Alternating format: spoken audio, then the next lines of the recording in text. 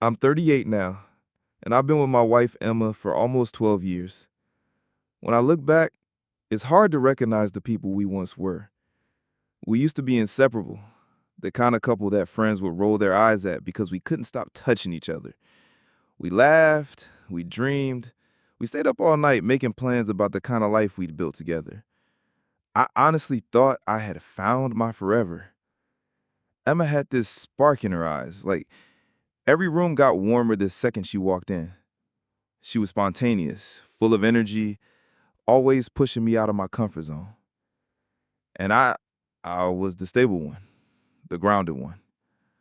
Maybe that balance was what made us work in the beginning. But over the years, that balance tipped. The spark that once made me fall in love with her slowly started burning me out. At first, it was little things. Her spending habits, her way of dismissing my concerns with a laugh, as if I was just being too serious. I brushed it off, telling myself that no marriage is perfect. But then came the late nights. She started coming home later and later, saying she was with her friends, saying she just needed space. I wanted to trust her, I really did, but the pit in my stomach kept growing. I lie awake in bed, staring at the ceiling, listening to the silence of our house. The silence was deafening. We stopped talking the way we used to. Instead of sharing dreams, we started exchanging reminders, bills to pay, chores to do, errands to run. Our marriage had turned into a to-do list. And the worst part? I don't even remember the last time she touched me like she was my husband and not just a roommate. I tried to bring it up, but every conversation turned into an argument. She'd accuse me of being controlling, of never being satisfied. I'd accuse her of not caring, of abandoning what we had. Some nights I'd end up sleeping on the couch, wondering how the hell we had gotten here. And then, one night, something happened that I still can't get out of my head. It was a Thursday. I came home earlier than usual because a meeting had been canceled. Her car wasn't in the driveway, but the lights inside were on. I walked in and noticed her phone buzzing on the counter. I don't usually go through her things. I believe in trust, or at least I used to. But something inside me told me to look. And when I saw the name lighting up the screen, my stomach dropped. It wasn't one of her girlfriends. It was a guy from her work. The messages weren't outright sexual, but they were too intimate to be innocent. Inside jokes, late night conversations, the kind of messages you send when someone feels closer to you than your own spouse. My hands were shaking, my chest tight. I felt like the floor had been ripped from under me. I sat there for 2 hours, just staring at her phone, replaying every moment in my head. Every late night, every excuse, every cold shoulder. It all suddenly made sense, and I hated myself for not seeing it sooner. When she finally walked through the door, I couldn't even speak. She smiled, kissed me on the cheek, and asked what I wanted for dinner. Like nothing was wrong. Like my whole world wasn't crumbling in that moment. I didn't confront her that night. I don't know why. Maybe I was afraid of the truth. Maybe I just wanted one more evening of pretending things were okay. So I sat there, eating pasta, nodding along as she talked about her day. Meanwhile, inside, I was breaking. That night, lying in bed next to her, I kept staring at the ceiling again. I listened to her breathing, steady and calm, while mine was shallow and restless. And all I could think was, when did we become strangers in our own home? The next morning, I told myself I had to bring it up. I had to know the truth, no matter how much it hurt. But when the moment came, when I looked into her eyes across the breakfast table, I froze. I couldn't do it. I swallowed my words with my coffee and pretended everything was fine. But the thing about secrets is, they don't stay buried. They rot. And the more they rot, the harder they are to ignore. For the next week, I carried the weight of that secret like a stone in my chest. Every time her phone buzzed, I felt my heart race. Every time she smiled at her screen, I felt sick. I started noticing how often she stepped outside to take a call, how she angled her phone away from me at the dinner table. I wanted to scream. I wanted to demand answers. But instead, I found myself shrinking, pulling back, afraid of what I might hear if I pushed too hard. I hated that fear. I hated what it was turning me into. One night, I couldn't take it anymore. I blurted out, "Who's Michael?" Her fork froze midair. She looked at me like I had just slapped her. Then she laughed, too quickly, too forced. "He's just a friend from work," she said. I wanted to believe her. God, I wanted to believe her.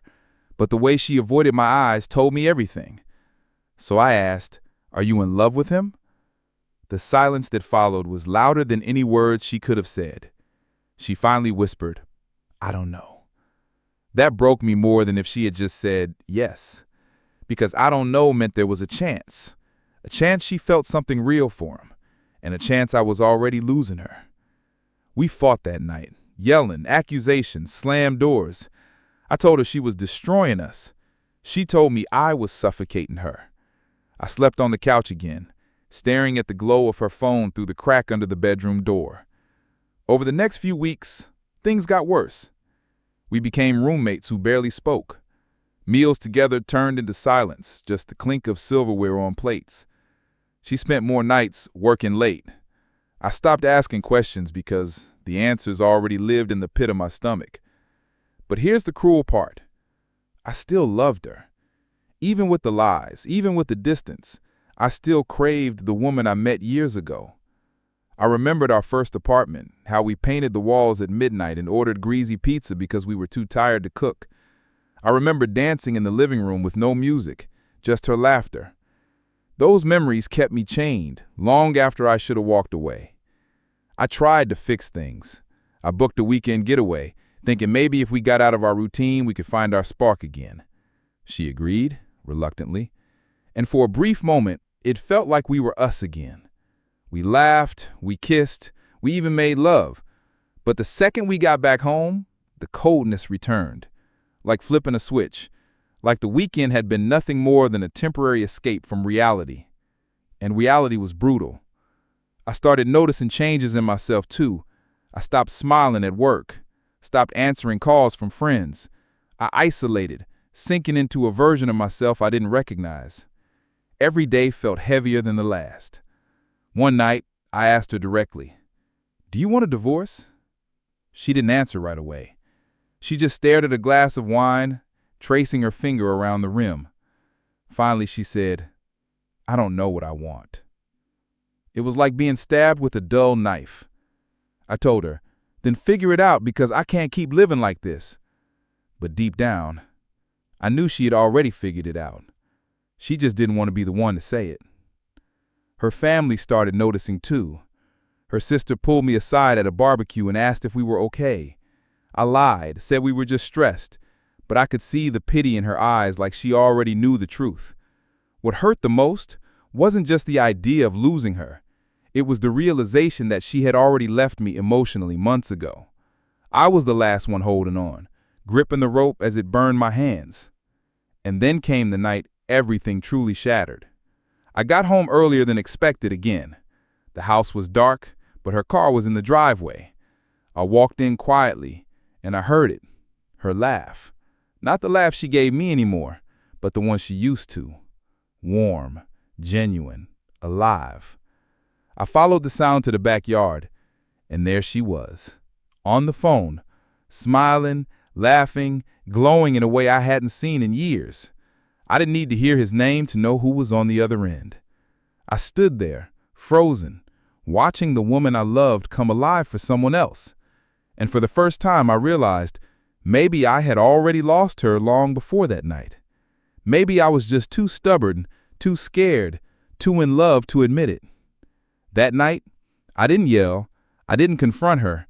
I just walked past her, went into our bedroom, and sat on the edge of the bed. And I cried. The kind of cry that shakes your whole body, the kind that feels like it'll never end. When she finally came inside, she found me there. For a second, her face softened, like she might comfort me, but then she looked away, grabbed her phone, and walked into the bathroom. The door clicked shut, and I knew our marriage wasn't just broken, it was gone. The days after that night felt unreal. We still lived in the same house, but it was like living with a stranger. She moved around me like I was invisible. I moved around her like I was afraid of breaking glass. Every morning I stared at my coffee cup, wondering if today would be the day she left. Every night I lay in bed, wondering why I hadn't left yet. I told myself it was love, but maybe it was fear. Fear of starting over. Fear of admitting I wasted 12 years on someone who stopped choosing me. One evening, I finally broke. I asked her, "Do you even love me anymore?" She didn't look up from her phone. She just said, "I care about you." And that was it. Not, "I love you," not, "I want us to work this out," just, "I care." It hit me harder than if she had screamed at me. Care is what you feel for a neighbor, a coworker, an old friend, not your husband, not the man who gave you everything he had. That night, I packed a bag. Just a small one, some clothes, my toothbrush, a photo of us from the early years. The photo almost broke me. I stared at it for 20 minutes before putting it in. Two people smiling, holding each other like nothing in the world could pull them apart. And yet, here we were. I didn't tell her I was leaving. I just walked out, checked into a cheap motel on the edge of town, lay on the stiff bed staring at the water-stained ceiling, wondering if I'd made a mistake. The first night alone was brutal. The silence was heavier than ever, but at least it was honest. At least I wasn't pretending anymore. I cried again, but this time the tears felt different. Less about her, more about me, about the man I had become in this marriage. The next morning, she didn't call. She didn't text. She didn't ask where I was. And that silence told me everything I needed to know. If she didn't fight for me now, she never would. I started spending time just driving around aimlessly, windows down, radio on, trying to drown out my thoughts. I ended up at the beach one evening, just watching the waves crash. There's something about the ocean. It makes you feel both tiny and infinite at the same time. And as I stood there, I asked myself the hardest question. Do I love her, or do I love the memory of who she used to be? The answer came quietly, but it was undeniable. I loved the memory. The woman she is now, she's not mine anymore. Maybe she never was. 2 weeks later, we finally had the conversation. I came back to the house to grab the rest of my things. She sat at the kitchen table, scrolling on her phone like always. I said, "Emma, I can't do this anymore." She looked up, her face calm, almost relieved. She didn't beg, she didn't cry, she just nodded. And in that moment, I realized she had been waiting for me to end it. The divorce talks were quick. No screaming matches, no desperate attempts at reconciliation, just paperwork, signatures, and silence. 12 years of love reduced to a stack of legal documents. I moved into a small apartment. It's not much. Bare walls, secondhand furniture, the hum of the fridge louder than it should be. But it's mine. And when I wake up in the morning, I don't feel that crushing weight in my chest anymore. I feel lighter. Not happy yet, but lighter. Sometimes, though, the loneliness creeps in. I catch myself reaching for the other side of the bed. I catch myself wanting to text her when something funny happens. Old habits die hard. But then I remember the way she looked at her phone, smiling for someone else. I remember the silence at our dinner table.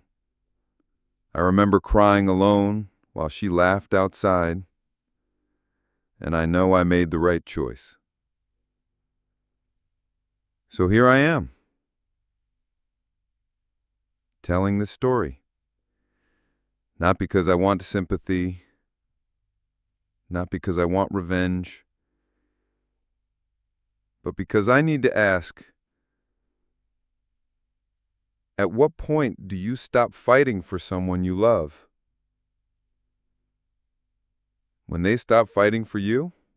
Or when you finally realize you've been fighting alone the whole time? I don't know the answer, but I do know this. Walking away was the hardest thing I've ever done. And maybe, just maybe, it was also the bravest.